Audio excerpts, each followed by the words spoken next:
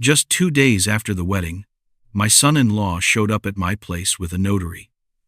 His smug smile promised a quick victory over the old man.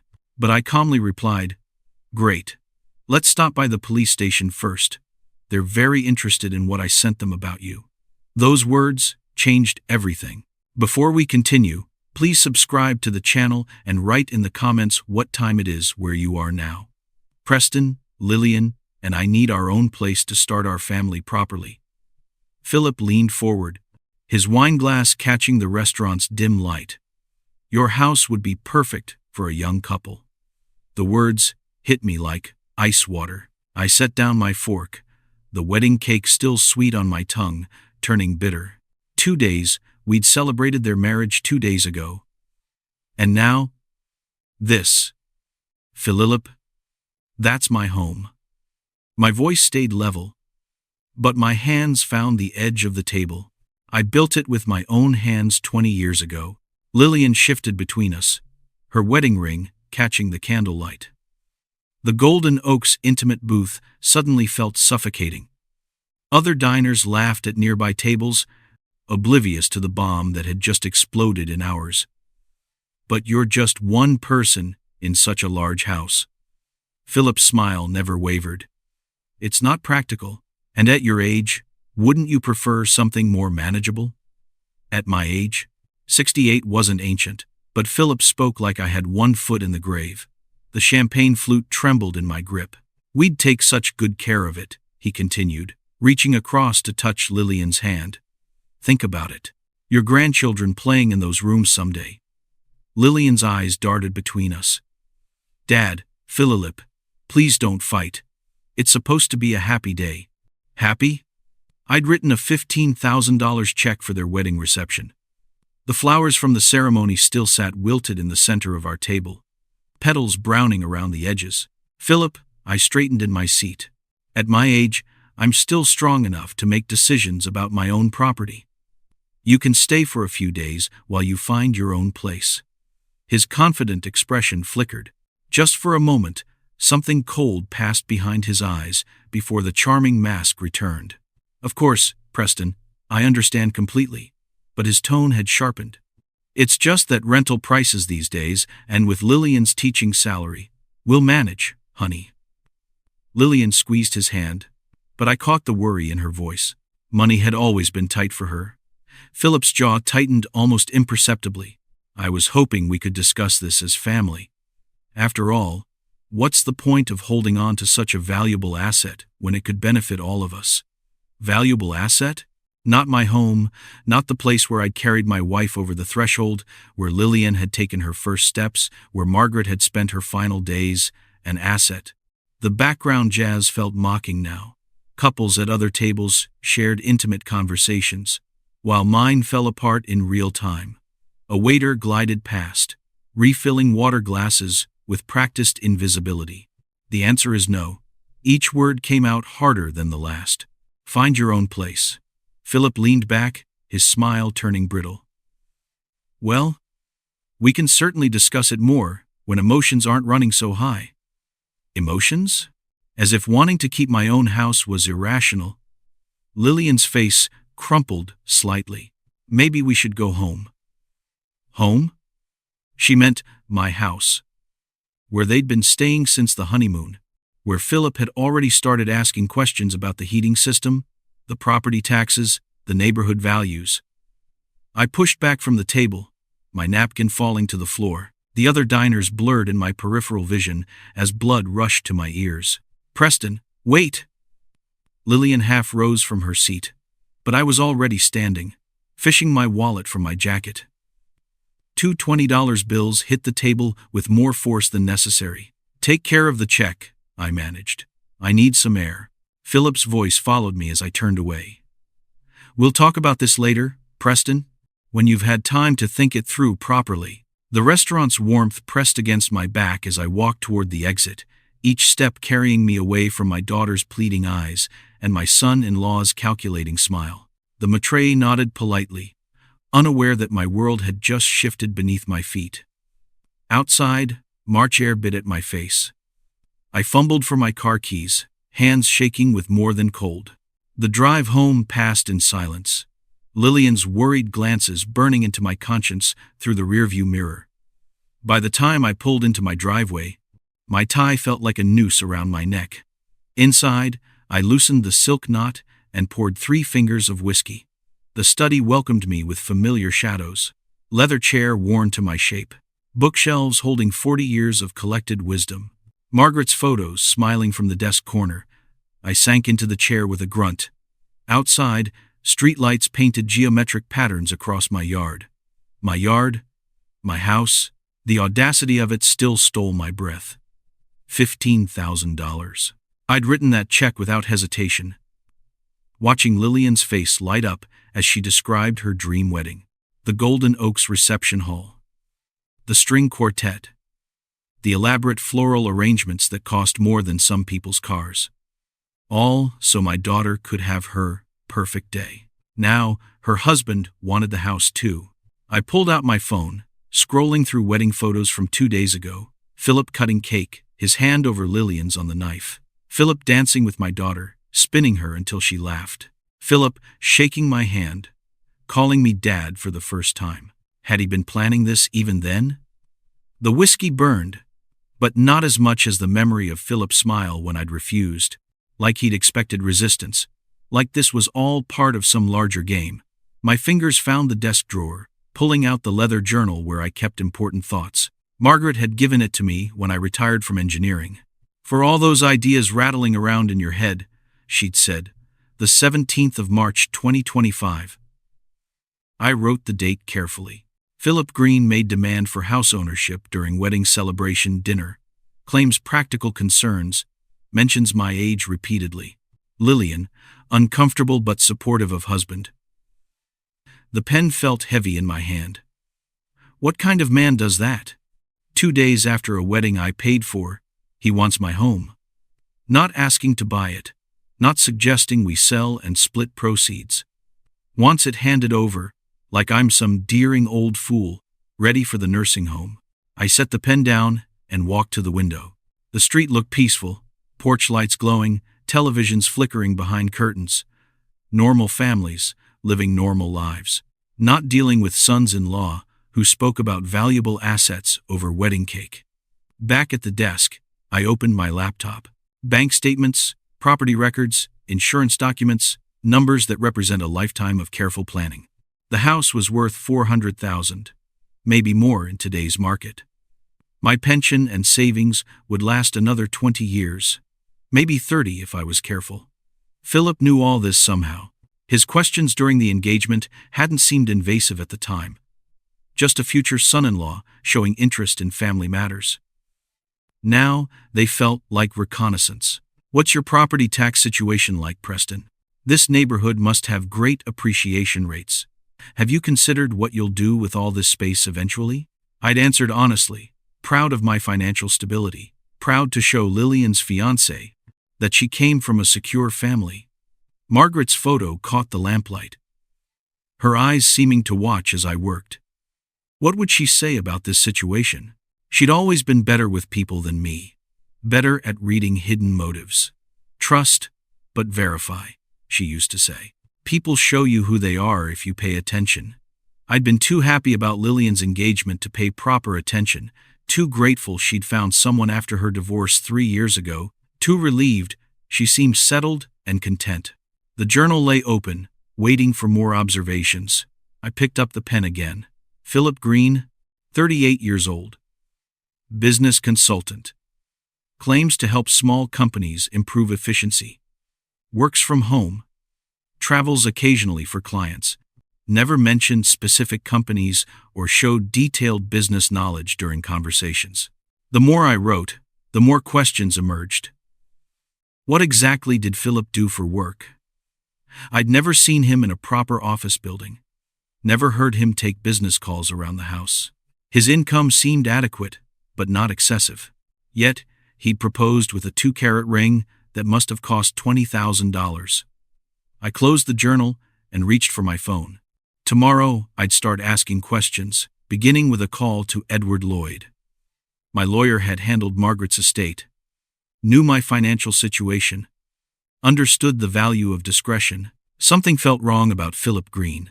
Very wrong. The grocery bags felt heavier than usual as I pulled into my driveway Thursday afternoon. 2 days of restless sleep since that restaurant confrontation had left me drained, every shadow seeming to hide new threats to my peace of mind. Seal Brown straightened from his flower bed as I stepped out of the car, his weathered face wearing the expression of a man with urgent news to share. "Preston," he crossed from his yard to mine with quick steps. "I need to tell you something important." I set the groceries on my car's hood, Seal's former police instincts evident in his serious tone. "What's going on?" "Yesterday afternoon, Philip brought someone to your house." Seal glanced toward my front door, then back to me. Business type in a suit, carrying a briefcase and some kind of measuring device.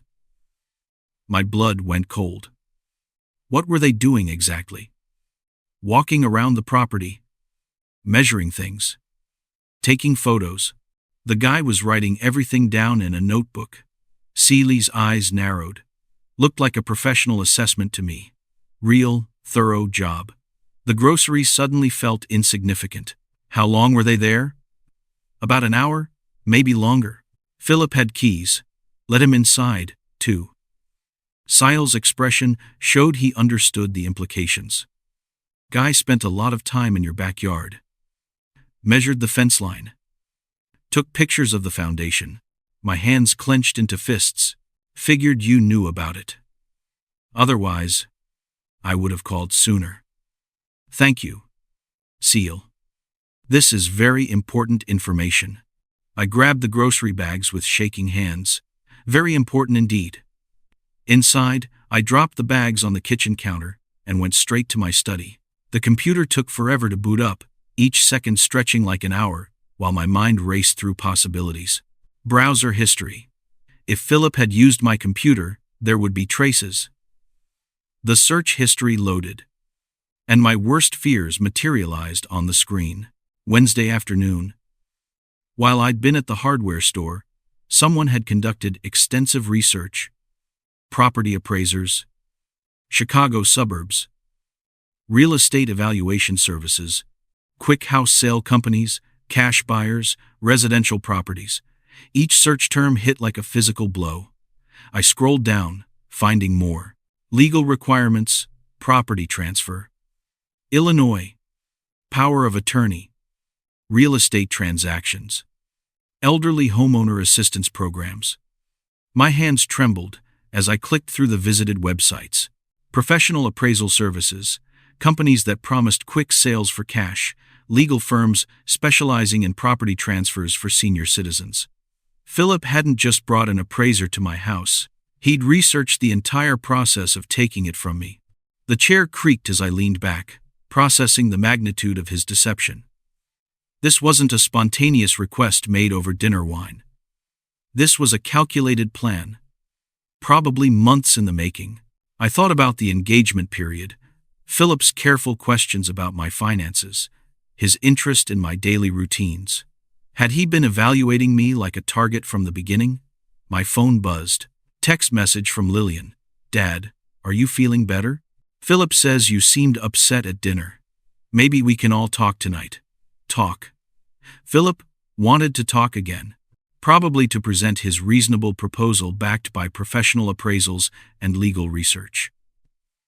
I stared at the screen, evidence clear as daylight. With trembling fingers, I reached for my phone and dialed Edward Lloyd's number. This was bigger than just wanting my house. This was systematic fraud, and I needed professional help immediately. Edward Lloyd's office. "This is Sandra." My hands shook as I gripped the phone tighter. "Sandra, it's Preston Weaver. I need to speak with Edward immediately. It's urgent. He's with a client, Mr. Weaver. Can I have him call you back?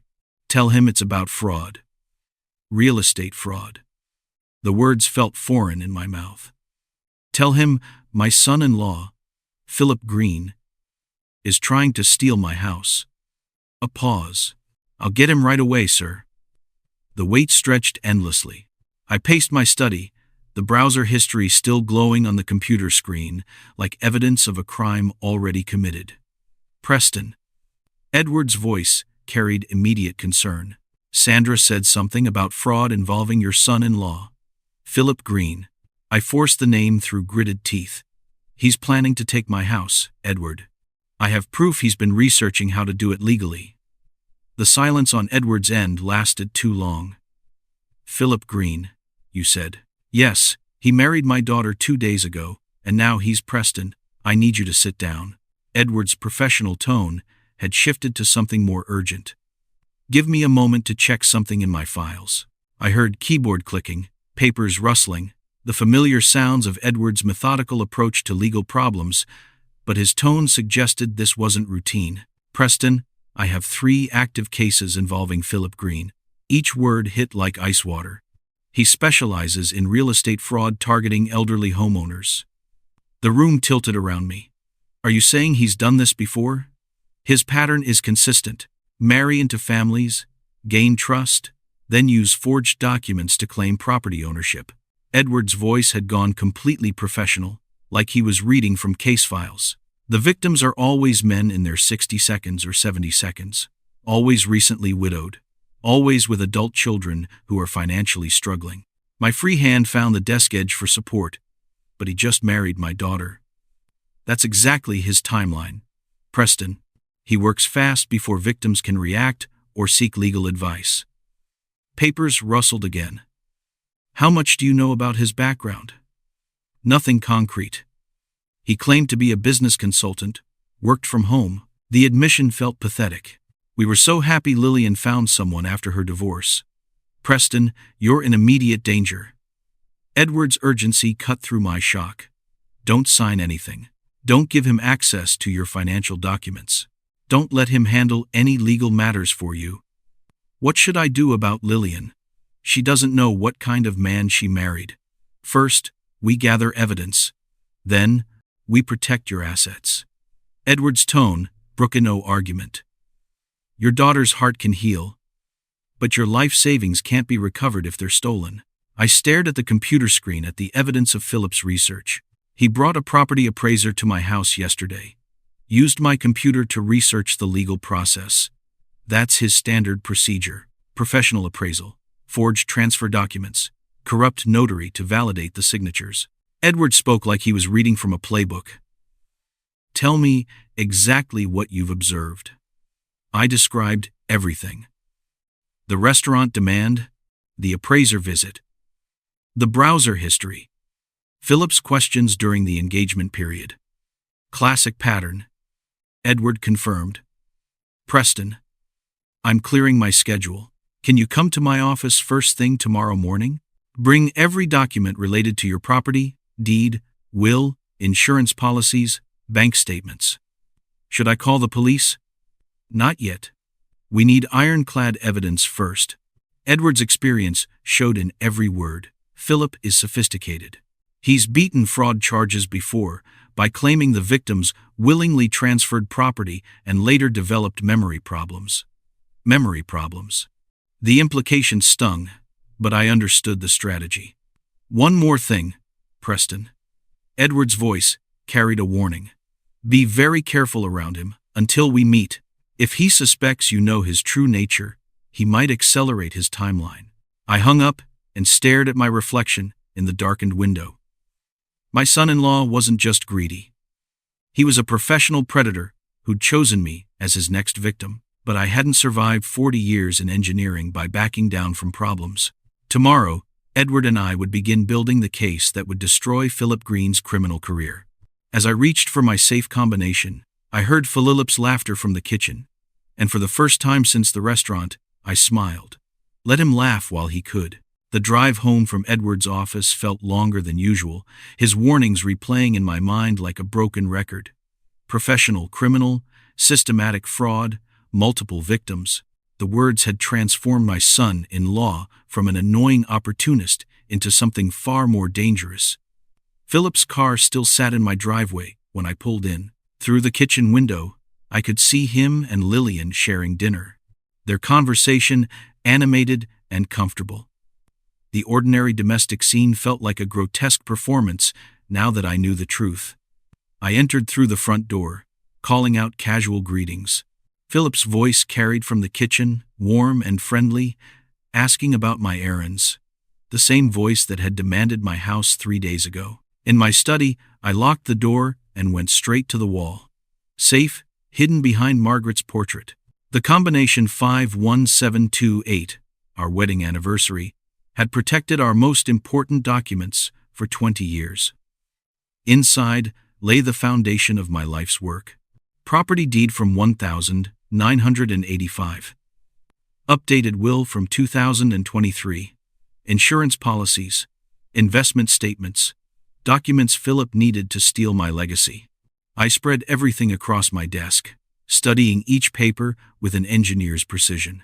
The house deed stamped and notarized worth $400,000 in today's market. My will, leaving everything to Lillian. Updated, after Margaret's death, bank statements showing retirement savings that had taken decades to accumulate. Philip had access to none of this yet, but Edward's warnings echoed. He works fast. From the kitchen came the sound of dishes being cleared, normal married couple routines that masked Philip's predatory nature. How many other families had he infiltrated this way? How many other fathers had sat in their studies, realizing too late that they'd welcomed a thief into their homes?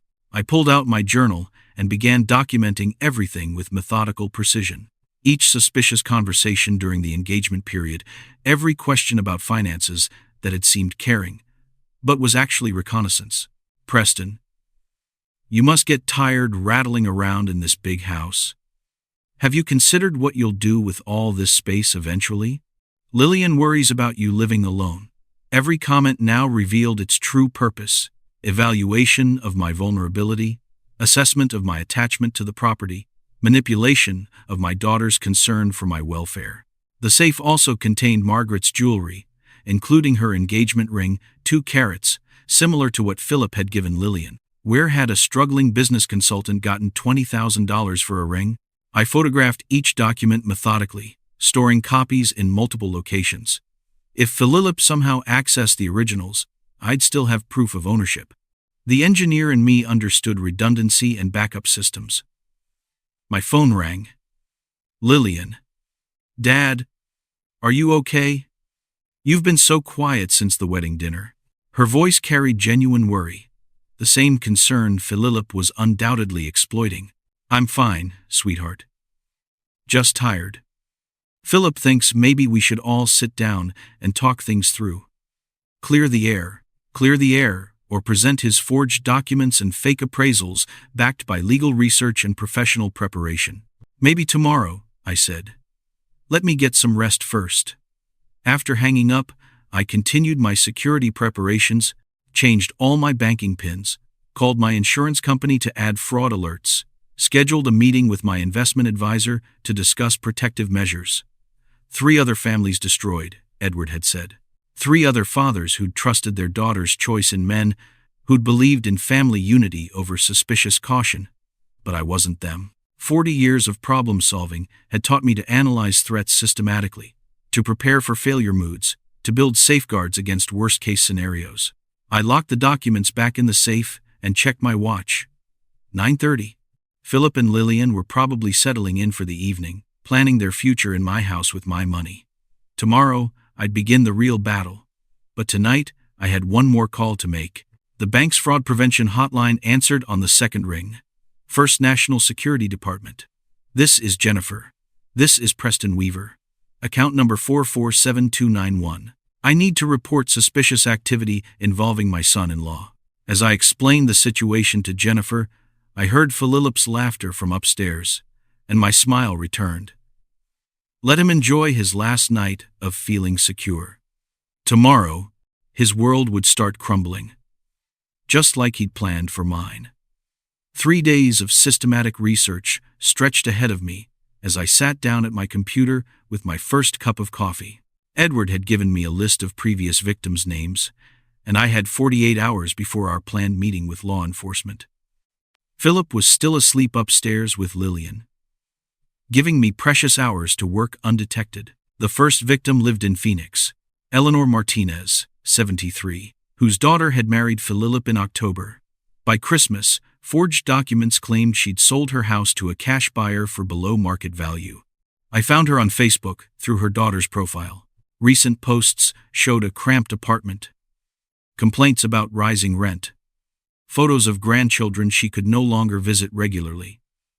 The contrast with her previous posts, a spacious ranch house, garden photos, family gatherings told the story Edward's files had outlined.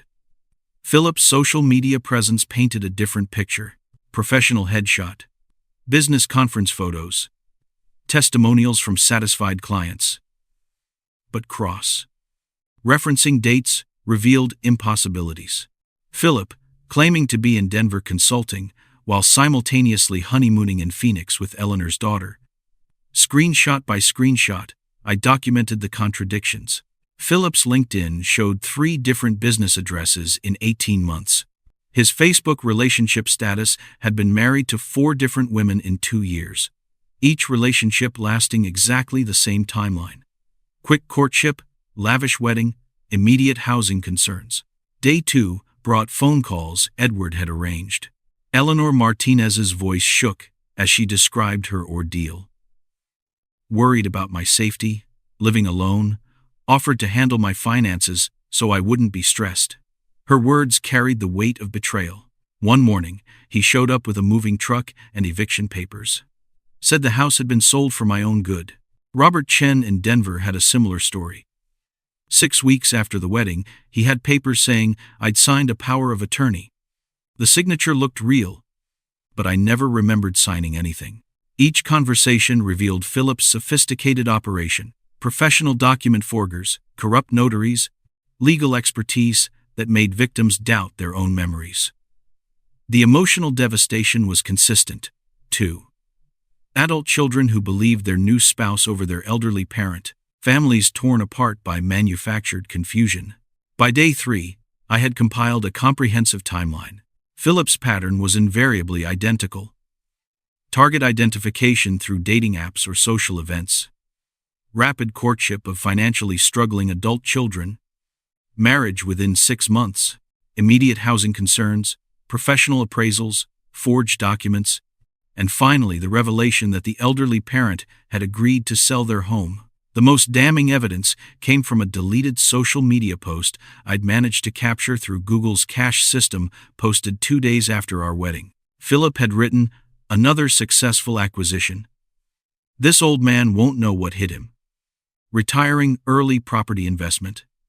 The post had been deleted within hours, but I had screenshots. Philip's overconfidence had created the perfect evidence of premeditation.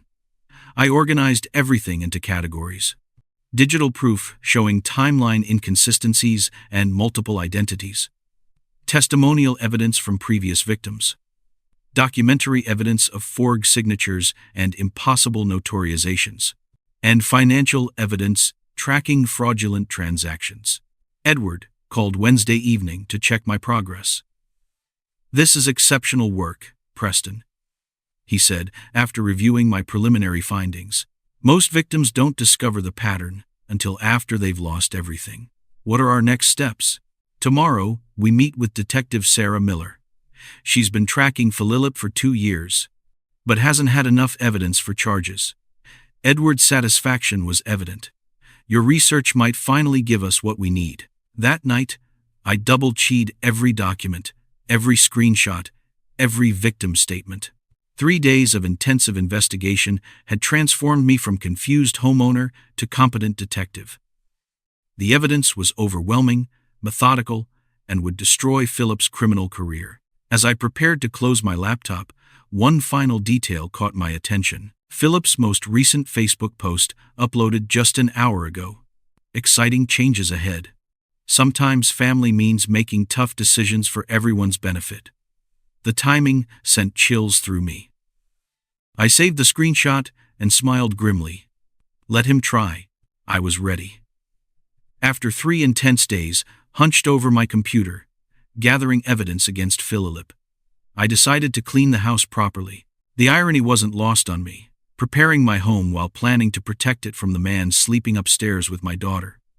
As I moved the coffee table to vacuum beneath it, something caught the morning light. A tiny lens, no bigger than a shirt button, nestled behind the decorative ceramic bowl Margaret had bought in Italy. My engineering mind processed the impossibility immediately. This wasn't dust or a drop screw. Someone had placed a camera in my living room. My hands trembled as I examined the device more closely. Professional grade. Motion activated with what looked like a micro SD card slot. The installation was sophisticated, nearly invisible unless you knew exactly where to look. Philip had been recording me. The violation felt worse than his demand for my house. This was my sanctuary, the place where I'd grieved Margaret, where I'd made private phone calls, where I'd planned my investigation, all of it captured on digital video. I fought the urge to rip the device from its hiding place. Evidence. This could be evidence if I handled it correctly. Using a small screwdriver from my toolbox, I carefully extracted the micro SD card. My computer took forever to recognize the tiny device, each second stretching as I imagined what recordings Philip might have made. 47 video files appeared on screen, spanning 2 weeks, the earliest dated from Philip's third day in my house. I clicked the first file with mounting dread. My own face filled the screen, talking on the phone with my insurance company about routine policy questions. The audio quality was crystal clear, the video surprisingly sharp for such a small device. File after file showed my daily routines: morning coffee, evening news, phone conversations with Edward about estate planning. Philip had been cataloging my life, learning my patterns, probably searching for information he could use against me. Then I found what he'd really been recording. File 38 showed Philip himself standing in my living room while I was at the grocery store. He was on his phone, speaking to someone with casual confidence. The old man is completely trusting. Philip's voice came through my computer speakers with crystal clarity. By the end of the month, the house will be ours. The documents are almost ready. I paused the recording, my heart hammering. Here was Philip's voice, in his own words. Admitting criminal intent. The conversation continued. Richard, are you sure the notary stamps will pass inspection? Richard, a name I didn't recognize, but clearly Philip's accomplice. These elderly targets sometimes surprise you. Came the reply, through Philip's phone speaker. He's exactly like the others. Proud, independent, but ultimately naive. Philip's laugh carried cruel satisfaction. He actually paid $15,000 for our wedding. Made it so easy to look legitimate. My vision blurred with rage, every suspicion confirmed, every fear validated. The recording continued. And the daughter. Lillian will never believe her precious daddy over her loving husband. She's the perfect cover. Perfect cover. My daughter wasn't his wife. She was his alibi. I copied the file immediately, creating backups on multiple devices. This single recording was worth more than 3 days of detective work. Philip's own words, clearly stating his criminal intentions, naming his accomplice, revealing his complete plan. Richard Fox, I learned from further recordings, was the corrupt notary who'd validated forged documents for Philip's previous victims. Phone conversations between them laid out the entire operation. Property transfer. But Philip had made one crucial mistake. His arrogance had led him to discuss his crimes in detail, never suspecting that his own surveillance equipment would become evidence against him. I stared at my reflection in the computer screen, processing the magnitude of this discovery. The hidden camera had been meant to give Philip an advantage, inside information about my defenses and daily routines. Instead, his overconfidence had handed me irrefutable proof of his criminal conspiracy. I closed the laptop and reached for my phone. This evidence changed everything. It was time to stop investigating and start prosecuting. Detective Sarah Miller had been Edward's recommendation for cases exactly like this.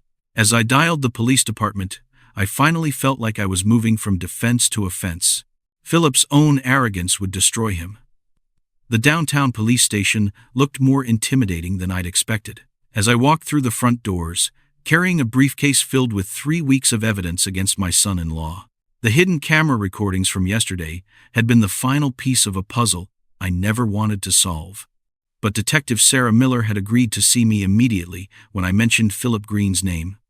Mr. Weaver. A woman in her 40s approached. Badge prominent on her jacket. I'm Detective Miller. Thank you for coming in. Her handshake was firm, professional, but I caught genuine curiosity in her expression as she led me toward an interview room. I have to admit, I wasn't expecting much when you called, she said, gesturing for me to sit across from her at a metal table. Most elderly fraud victims have very little concrete evidence. I set my briefcase on the table with deliberate precision. Detective Miller, I spent 40 years as an engineer. I believe in documentation. She opened my case and began reviewing the organized folders, her eyebrows rising steadily. Social media screenshots, victim testimonies, financial records, and finally the audio recordings from Philip's hidden camera. After reviewing what you've brought me, she said after 20 minutes of careful examination, I can see that this is the most comprehensive case file I've seen in 15 years. Detective Miller turned to her computer, typing rapidly. We've been tracking Philip Green across 3 states for 8 months. He's wanted in connection with at least 12 fraud cases. 12? The number stunned me. How is that possible? He's very good at what he does. Her tone carried professional frustration. Victims are often too embarrassed to report, and evidence is usually insufficient for prosecution. She pulled up Philip's police file, showing me a map with red pins marking locations across Illinois, Colorado, and Arizona. Each pin represented a destroyed family. Well, I'm not embarrassed, I said firmly, and I have plenty of evidence that you do. Detective Miller leaned forward, her manner shifting from routine intake to active strategizing. Mr. Weaver, you could be the key to finally stopping this man. But it would require your active cooperation in a sting operation. My pulse quickened. We need you to act normally. Let Philip proceed with his plan while we record everything for evidence. She studied my face carefully. It means letting him think he's succeeding until we have him on tape committing the crime. The idea of pretending normally while Philip plotted against me felt surreal. You want me to let him think he's winning? Until we have irrefutable evidence of criminal intent. Your recordings are excellent, but we need him attempting the actual fraud. Detective Miller's experience showed in her methodical approach. It's the only way to guarantee conviction. What about my safety? We'll have officers positioned around your house. Response time, under 30 seconds. She pulled out a small device, no bigger than a car key fob. Panic button. One press brings immediate backup. I held the device, feeling its weight. After 3 weeks of gathering evidence, the prospect of finally confronting Philip directly felt both terrifying and necessary. When would this happen? Based on your recordings, Philip mentioned end of the month. That gives us 1 week to prepare. Detective Miller began organizing my evidence into official police folders. We'll need to install additional recording equipment, coordinate with the district attorney's office, and brief our tactical team. What about Lillian? My daughter doesn't know what she's married to. Detective Miller's expression softened slightly. Family situations are always the hardest part of these cases, but protecting your daughter means stopping Philip before he destroys more families. I thought about Eleanor Martinez, crying over her lost home. Robert Chen, hospitalized from stress. 12 families torn apart by one man's greed. Detective Miller, what do you need from me? Everything you've given me today is a perfect start. She stood, extending her hand again. Tomorrow morning, my technical team will visit your house to install surveillance equipment. By tomorrow evening, we'll be ready for Philip's next move. As she walked me to the station exit, I felt the weight of our plan settling on my shoulders. 24 hours to mentally prepare for the most important conversation I'd ever have with Philip. Mr. Weaver, Detective Miller said at the door. In 15 years of police work, I've never seen a victim turn the tables this completely. Philip Green has no idea what's coming. I drove home knowing that my quiet retirement had just become the final chapter of a criminal's career. The house felt different as I walked through the front door, knowing that within 24 hours it would be transformed into a crime scene. Detective Miller's technical team would arrive at 8 a.m. to install their equipment, and by evening every word Philip spoke would be recorded for evidence. I had one night to mentally prepare for the performance of my life. Lillian and Philip were out for the evening, giving me precious hours of solitude to process what lay ahead. I sat in my study, surrounded by the evidence that had brought me to this point, and tried to imagine tomorrow's conversation.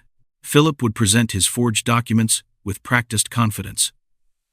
I would need to react naturally, shocked, confused, gradually defeated. The performance had to be convincing enough that he'd reveal his criminal methods on camera. Morning came too quickly. At 8:00 a.m. sharp, 3 unmarked vans pulled into my driveway.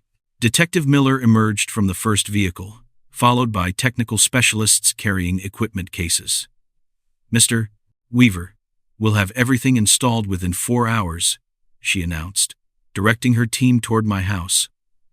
"After that, we rehearse."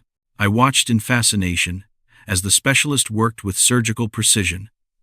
Micro cameras appeared throughout my living room and kitchen, each device smaller than a quarter and completely invisible once positioned. Audio equipment followed, directional microphones that could capture whispered conversations from across the room. "These cameras record in ultra-high definition," the lead technician explained, adjusting the lens behind a picture frame. "The audio system filters background noise automatically. Unless Philip specifically looks for surveillance equipment, he won't notice anything." Detective Miller handed me an earpiece no bigger than a hearing aid. "Direct communication with our monitoring station. We'll be able to guide you if necessary. Where will you be positioned?" "Mobile command unit across the street. Officers in neighboring houses. Backup team 2 blocks away." She showed me a tablet displaying multiple camera angles from my own living room. "Response time will be under 30 seconds if you use the panic signal." By noon, the installation was complete. My familiar home had become a sophisticated recording studio. Every surface concealing equipment worth thousands of dollars. "Now we rehearse," Detective Miller announced. For 2 hours we practiced likely scenarios. A detective played Philip while I rehearsed natural responses to his manipulation tactics. "Remember, your safety is our top priority," Detective Miller emphasized. "Don't try to trap him. Let him reveal his criminality organically. Just be yourself. Be suspicious. Ask the questions any reasonable person would ask. So, Preston, we need to discuss the house transfer paperwork," the detective said, role-playing Philip's likely approach. "I'm not interested in transferring anything," I replied. "Perfect. Keep your responses natural and firm. The more he has to explain, the more evidence we'll gather." At 3, Detective Miller tested all communication systems one final time. The earpiece crackled to life. "Testing, Mr. Weaver. Can you hear me clearly?" "Crystal clear." "Excellent. Officers are moving into position now." I watched through my kitchen window as neighbors I'd known for years welcomed visiting relatives into their homes. Cecil Brown gave me a subtle nod from his front yard, knowing his house now contained 2 armed officers. "Technical check complete," Detective Miller reported. "All cameras recording. Audio levels optimal. Communication systems active." The house looked exactly the same. But I knew that sophisticated equipment worth more than my car was now documenting every movement, every conversation, every breath. At 5, Philip's car pulled into the driveway. "Showtime, Mr. Weaver," Detective Miller's voice whispered through my earpiece. "Remember, we're right here with you." I touched the panic button in my pocket and watched through the front window as Philip approached my door, carrying a manila envelope that undoubtedly contained forged documents with my signature. He knocked with cheerful confidence, completely unaware that his next conversation would be his last as a free man. The doorbell rang at exactly 2. and I felt the tiny vibration from the communication device in my pocket. Detective Miller's signal that all recording equipment was active. Through the window, I watched Philip climb my front steps with another man carrying a leather briefcase, both wearing confident smile that I now recognize as predatory. This was it, the moment 3 weeks of investigation had been building toward. I opened the door with practiced calm. "Philip? And you brought a friend, Preston?"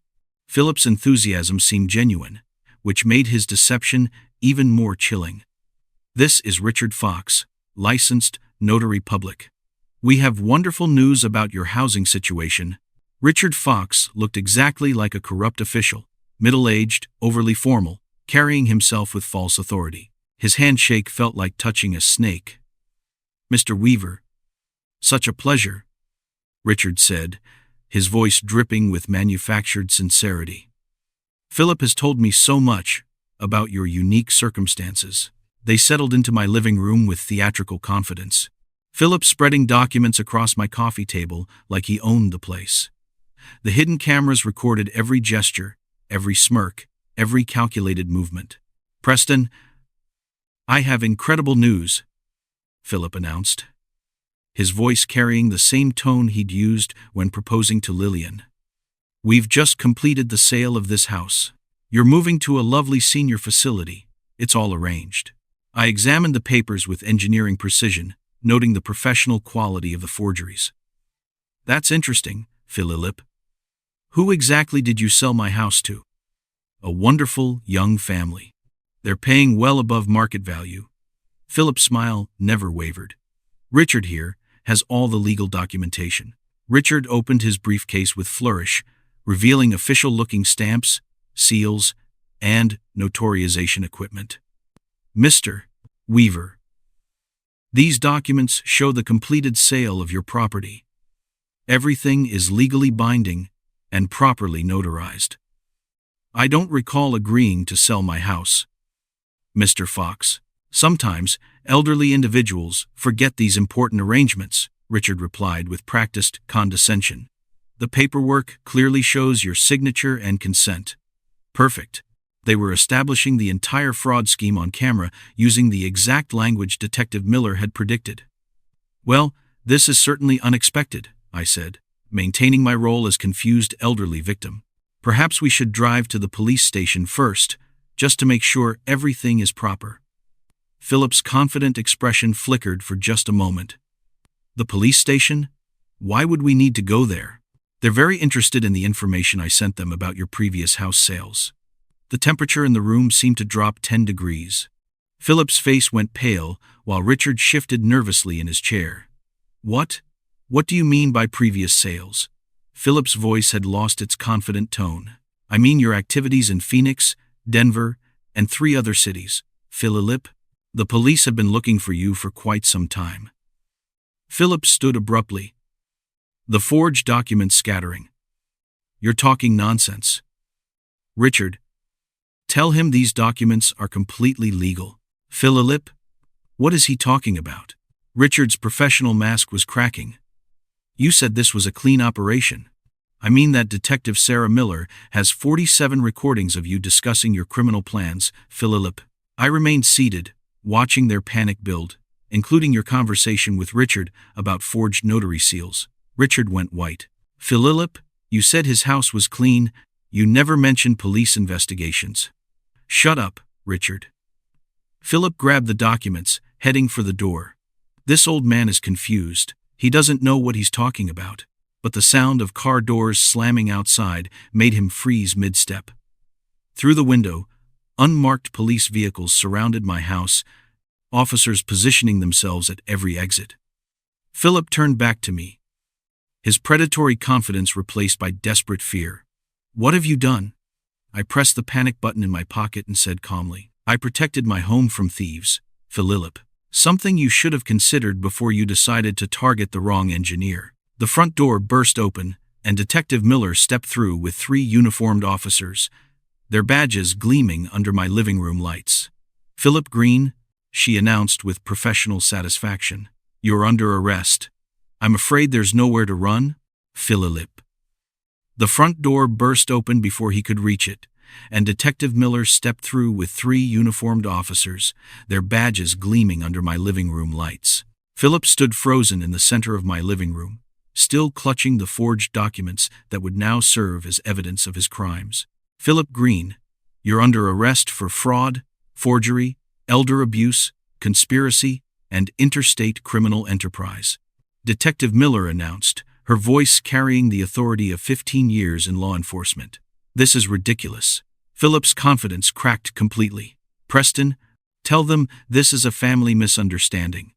The only misunderstanding, Philip, was thinking you could steal my house." I remained seated, watching justice unfold with engineering precision.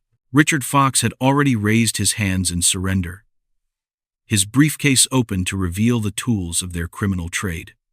"Officers, I want to cooperate fully," he said, his voice shaking. "I didn't know about his previous crimes." "Mr. Fox, you're also under arrest," Detective Miller replied.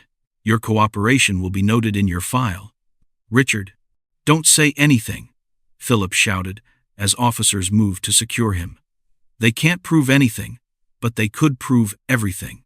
The surveillance cameras had captured every word, every gesture, every incriminating admission. As Philip raised his hands for handcuffs, I felt the satisfaction of a complex engineering project reaching successful completion. "Sir, we need you to hand over those documents," one officer commanded.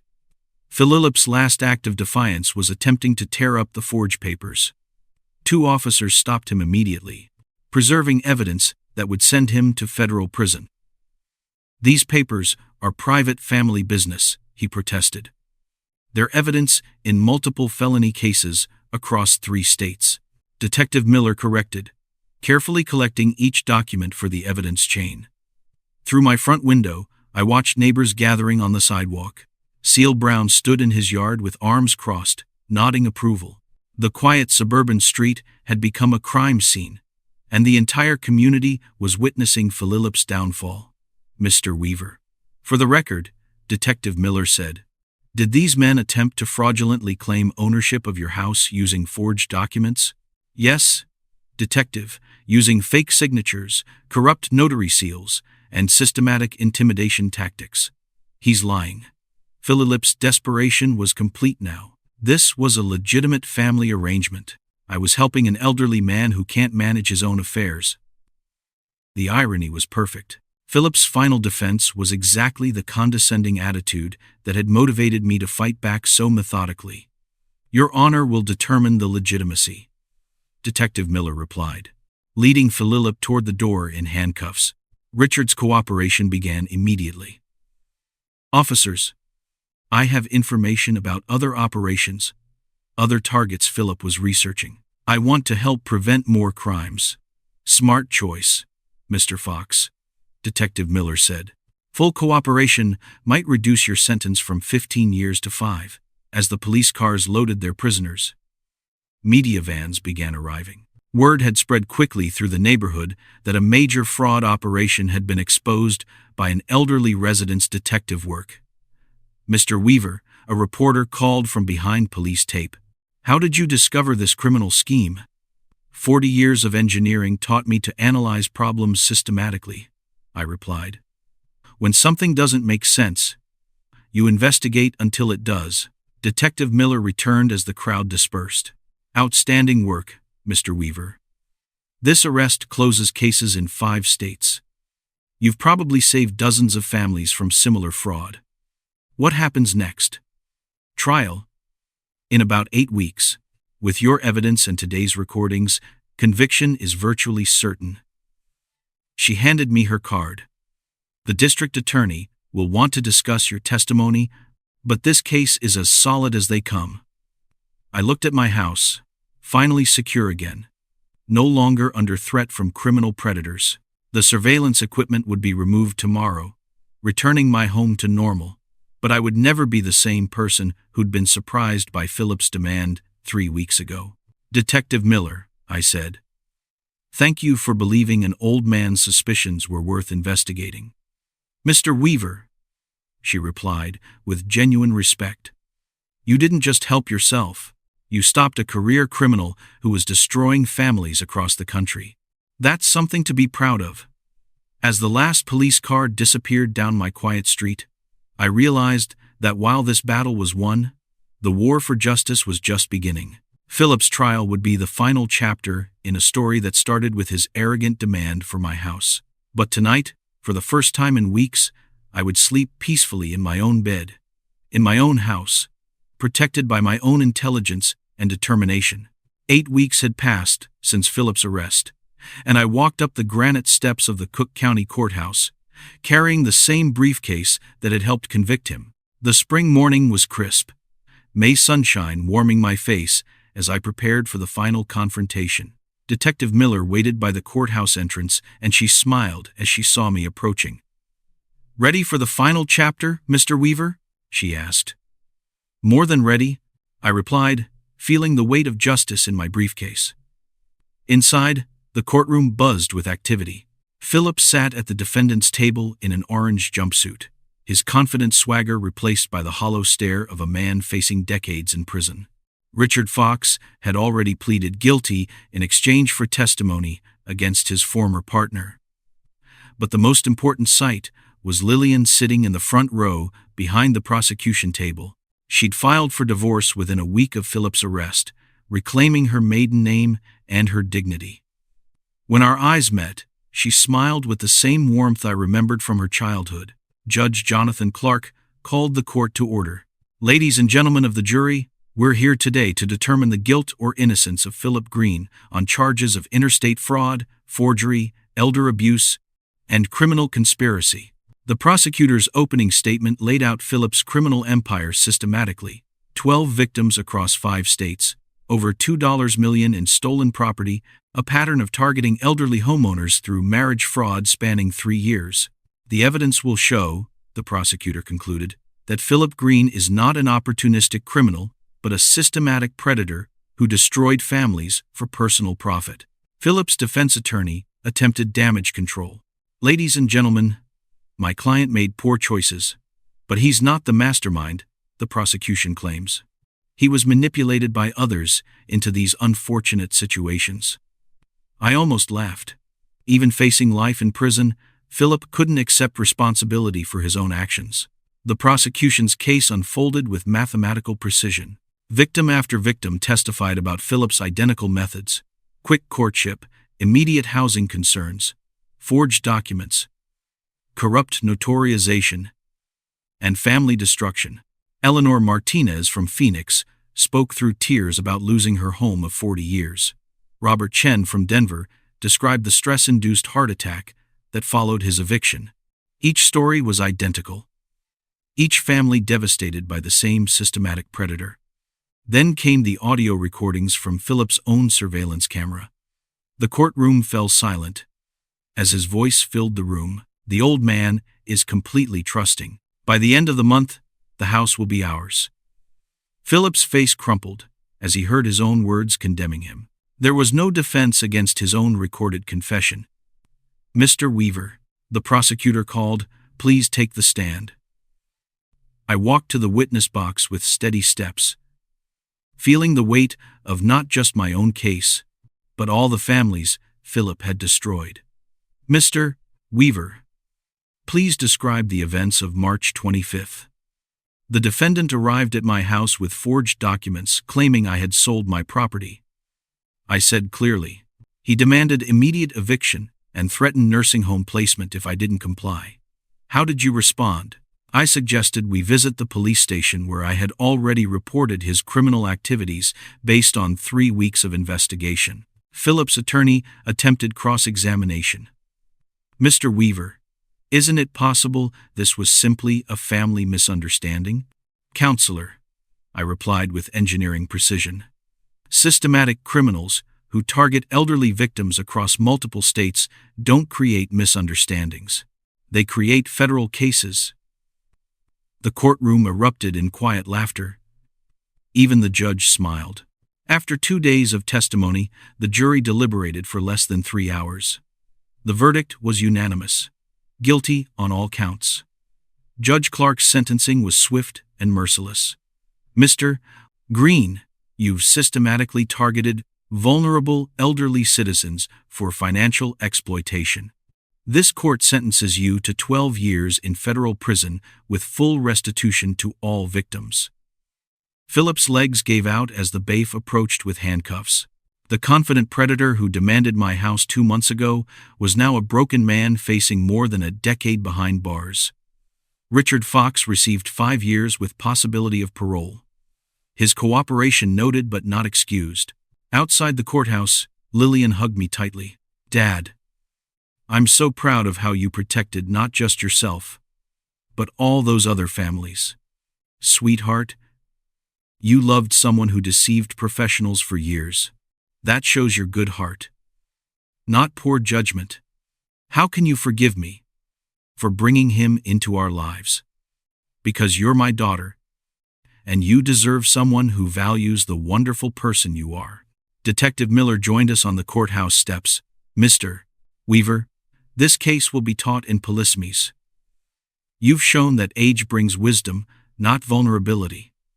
As Lillian and I drove home together, she reached over and squeezed my hand. "Dad, what's next for you?" I thought about speaking engagements for elder fraud prevention, about helping other victims find their voice, about using my engineering mind to solve problems beyond just my own. "Whatever comes next," I said, "I know I can handle it." At 68, I had learned that protecting family requires not just love, but strategic thinking, careful preparation, and unwavering determination. Sometimes, that combination is exactly what justice needs most. My house was safe. My daughter was healing. And Philip Green would spend the next dozen years remembering the old man who refused to be his victim. If you like this story, please like this video, subscribe to the channel, and share your impressions of this story in the comments.